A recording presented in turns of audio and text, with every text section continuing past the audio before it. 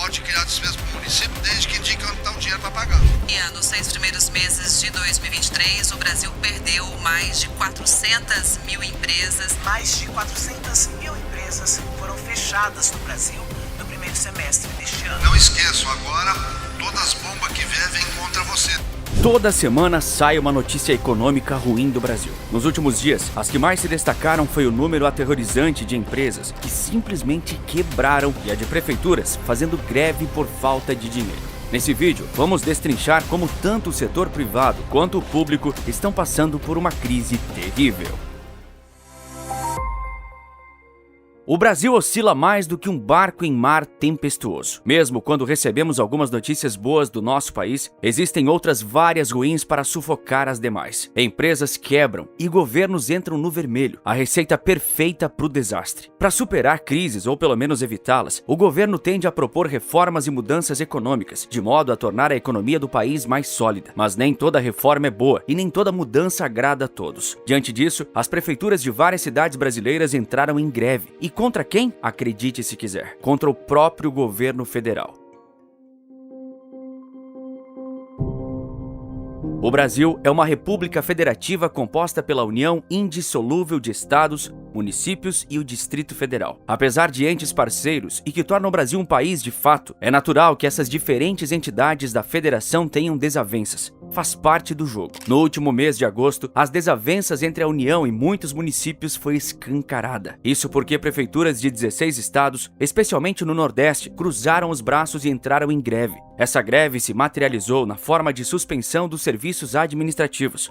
O que levou a esse protesto? Segundo a CNM, Confederação Nacional dos Municípios, as prefeituras suspenderam os serviços de forma a protestar contra a redução dos repasses do Fundo de Participação dos Municípios. A queda nos repasses variou de 20% a 30% nos meses de julho e agosto. O Fundo de Participação dos Municípios foi criado pela Constituição de 1988, onde foi estabelecido que as cidades devem receber uma parcela de 22,5% da arrecadação do Imposto de Renda e do Imposto sobre Produtos Industrializados, o IPI. O FPM é uma importante fonte de receita para os municípios brasileiros, servindo para financiar atividades essenciais como educação, saúde, segurança e serviços sociais. Uma pesquisa do IBGE feita no início do século revelou que o FPM já chegou a ser responsável por quase 58% das receitas de municípios com até 5 mil habitantes. A distribuição dos recursos do fundo é feita de acordo com uma fórmula que leva em consideração o número de habitantes, a renda per capita e a localização geográfica dos municípios. As capitais recebem 10% do FPM, enquanto outros municípios recebem até 90%. Afinal de contas, o fundo tem como objetivo garantir a autonomia financeira dos municípios, promover a descentralização dos recursos oriundos de impostos e também reduzir as desigualdades regionais. Além de protestar contra a queda nos repasses do FPM, os prefeitos também alegam que a greve visava mostrar insatisfação contra a redução nas transferências do Imposto sobre Circulação de Mercadorias e Serviços, o ICMS. A diferença é que esse imposto é transferido dos estados para os seus próprios municípios. Novamente, foi uma briga entre entes federativos. Enquanto a primeira era a União contra municípios, a segunda tratava de estados contra municípios. Em Pernambuco, os pequenos municípios representam 70% do total de 184 cidades do estado e são os mais afetados pela redução nos repasses do FPM e no ICMS. A Associação Municipalista de Pernambuco, a AMUP, considera que as cidades estão sendo sufocadas sem os repasses habituais. Portanto, a greve tem a função de conscientizar o governo federal sobre a necessidade urgente de manter a transferência costumeira. A maior reclamação dos governos municipais é que a União não se dá conta que, ao criar leis, também precisa esclarecer de onde virão os recursos para sustentar a aplicação da nova lei. Alegam que políticas decididas em nível federal, como pisos de categorias e o salário mínimo, não trazem contrapartidas adequadas para as prefeituras e as colocam numa situação insustentável. A Constituição brasileira definiu que as cidades são responsáveis pela manutenção e operacionalidade de vários serviços públicos e programas sociais, tais como o SUS, o Fundo de Manutenção e Desenvolvimento do Ensino Fundamental e o mesmo fundo, só que voltado para a educação básica. A AMUP também alegou que alguns municípios recebem o equivalente a 36 centavos por dia para pagar a merenda escolar de um aluno e R$20 mil por mês para manter um posto de saúde. Esse último valor é irrisório, ao ponto de ser ridículo, especialmente tendo em vista o salário de um bom médico. A associação finaliza dizendo que se o governo federal não socorrer os municípios mais necessitados imediatamente, eles irão colapsar até o fim do ano, incapazes de prestar serviços essenciais como saúde e educação. Apesar da greve ter se concentrado no Nordeste, vários outros estados em todas as regiões do país também expressaram suas preocupações sobre o assunto. Então, quais são as reivindicações municipais feitas para resolver o problema? O primeiro ponto é que eles pedem a sanção imediata por parte do presidente Luiz Inácio Lula da Silva da PEC 25/2022, que estabelece um aumento de 1,5% nos montantes repassados pelo Fundo de Participação dos Municípios. Eles também querem que os estados recomponham a perda de arrecadação do ICMS, um imposto que pune muito o bolso dos brasileiros, mas faz a alegria dos políticos. Querem contribuir com uma alíquota menor à Previdência Social e querem mais liberação de emendas parlamentares. Governadores estaduais chegaram a manifestar apoio aos prefeitos e pedindo que o governo federal atue o quanto antes para resolver o impasse. Mas de impasse, o Brasil está cheio. As críticas ao governo federal não são só do setor público e dos políticos estaduais. As críticas mais pesadas vêm do setor privado. E isso acontece por uma razão simples: manter uma empresa no Brasil está cada vez mais difícil.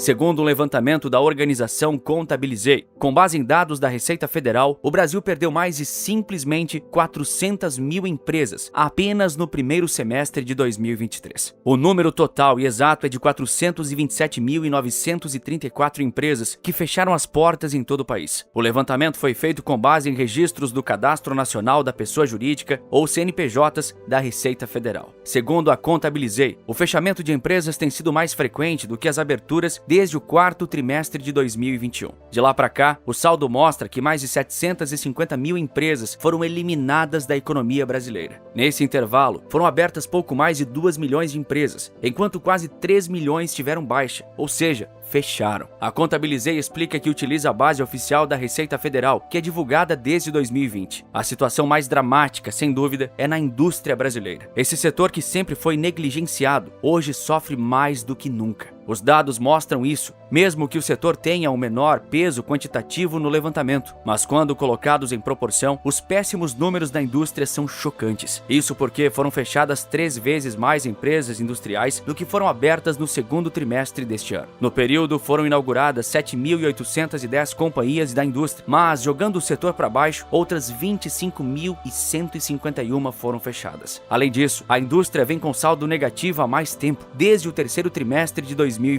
O comércio, por exemplo, passou a ter saldo negativo no quarto trimestre de 2021. O setor de serviços, reconhecidamente suscetível às crises, só passou a cair no terceiro trimestre de 2022. Ao olharmos somente para os números absolutos, ninguém tira a liderança ingrata do comércio, que infelizmente amarga o pior desempenho. Foram fechadas quase 130 mil empresas comerciais de abril a junho de 2023, contra quase 62 mil aberturas. Isso significa que a cada companhia aberta no período, outras 2 foram fechadas. Em comparação, o segmento de serviços fechou pouco menos de 197 mil empresas, enquanto abriu outras 133 mil também no segundo trimestre de 2023. A Contabilizei creditou essa queda a alguns fatores, tais como um alto nível de endividamento da população brasileira, um mercado desaquecido, juros altos e inflação cambaleante, o que dificulta a gestão financeira dos negócios. Porém, aqui é importante fazer um esclarecimento fundamental. Não foram incluídas empresas MEI, os ditos microempreendedores individuais. Existe um motivo para isso. Mas antes, vamos passar por um levantamento recente do Serviço Brasileiro de Apoio às Micro e Pequenas Empresas, o SEBRAE. Mostrou que, mesmo em um cenário oscilante da economia nacional, as micro e pequenas empresas criaram quase 710 mil vagas de trabalho no primeiro semestre e impulsionaram a criação de empregos formais no país. O número corresponde a cerca de 70% do total de vagas com carteira assinada geradas no período. Segundo o SEBRAE, o quadro é semelhante ao que já havia sido registrado nos primeiros semestres de 2021 e 2022. Esses números são um alento, mas não mostram o quadro completo. A situação nem de perto é tão favorável quanto o recorte do Sebrae pode dar a entender. O site G1 fez uma reportagem em julho mostrando um destacado sinal de desaceleração econômica brasileira. Os pedidos de seguro-desemprego chegaram a quase 7 milhões de junho de 2022 a junho de 2023. Esse foi um número recorde desde o início caótico da crise de saúde no início da década atual. Pior ainda, esse número de pedidos de seguro-desemprego superou a média de 2018 a 2019, antes de toda a crise. Agora chegamos à explicação do porquê os CNPJs de microempreendedores individuais não fizeram parte da conta inicial. Um ponto simples para entender isso é que um MEI é algo muito diferente de uma empresa formada. Primeiro, porque a abertura de um MEI é algo bastante fácil, que demora nem meia hora, além das taxas de manutenção serem relativamente baratas. Além disso, mesmo em caso de inadimplência por parte do MEI, as consequências são leves, com multas pequenas sobre a contribuição mensal. A burocracia do MEI é mínima e rápida, como toda a burocracia brasileira deveria tentar ser, mas não é. Até mesmo entre um microempreendedor individual e uma microempresa, chamada de ME, existe muita diferença. Uma ME demanda muito mais burocracia, sendo necessária a apresentação de vários documentos e até mesmo a contratação de um contador. O MEI é mais suscetível ao cenário econômico de curto prazo. No auge da crise de 2020, muita gente teve que prestar serviços à distância ou perderam seus empregos formais. Para casos assim, o MEI serve como uma tábua de salvação, onde você tem um mínimo de formalidade e certo apoio governamental no futuro. Fechar um MEI também é algo muito mais raro do que fechar uma empresa, já que ser MEI custa pouco. É comum que muitos empreendedores mantenham a empresa aberta mesmo sem uma operação em curso. Na realidade, os MEI ganharam muita força, especialmente após a crise de saúde. A razão de ser para isso é que vem crescendo a prestação de serviços próprios e remotos. A internet demanda flexibilidade. Muitas trabalham hoje da própria casa para um chefe ou vários chefes